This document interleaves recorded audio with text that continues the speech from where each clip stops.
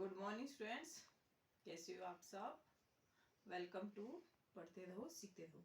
तो बच्चों, कल हमने पढ़ा था महाजनपद और उसमें जो टैक्स की जो व्यवस्था थी उसके बारे में पढ़ा था। ठीक है, तो सबसे पहले कर किस फॉर्म में लगाए गए थे, टैक्स किस फॉर्म में लगाए गए थे, वस्तुओं के फॉर्म में क्या देना पड़ता था, टैक्स देना पड़ता था। ठीक है, तो फिर हमने देखा कि उस दौरान क्या हुआ।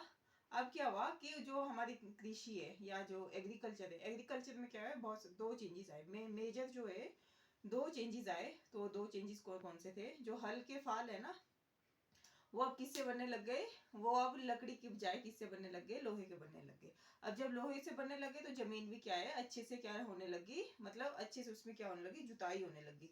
और उससे क्या है, फसलें क्या हुई, अच्छी प्रकार से हुई। और इससे फसलों की क्या बढ़ गई, उपज भी बढ़ गई।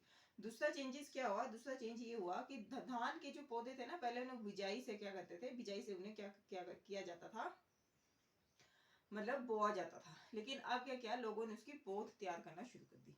जब पौध तैयार करना शुरू करी और फिर उन्हें कैसे लगाया, रोपण के द्वारा लगाया, मतलब एक एक पौधा पौधा करके उन्हें लगाया, जिससे कि क्या हुआ कि धान की फसल की क्वांटिटी भी क्या होगी, इंक्रीज होगी। ठीक है, तो अब हम देखेंगे कि इसमें क्वेश्चन है कि राजा ने जो कृषि में दो चेंजेस आए ना, मेजर चेंजेस, एक तो ये लकड़ी के जो फाल, मतलब हल के जो फाल थे वो लकड़ी की बजाय किसके बनने लगे, लोहे के बनने लगे इसमें।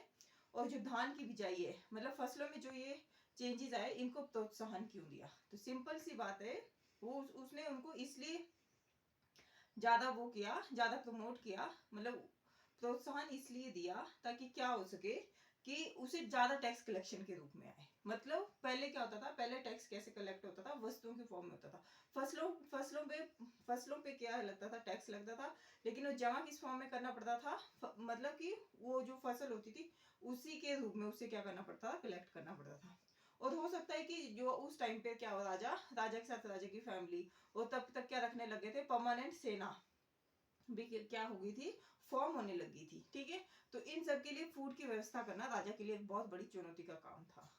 तो फिर इन सब की मतलब जैसे जैसे फसलें बढ़ती रही, तो फसलें बढ़ने के साथ साथ क्या हुआ कि राजा के पास टैक्स भी कलेक्ट होकर ज्यादा आने लगा। तो इसलिए राजा ने क्या किया, उन सारी चीजों को, उन फसलों में जो चेंजेस आए उनको क्या किया, प्रमोट किया, और क्या किया, उन्हें प्रोत्साहन दिया।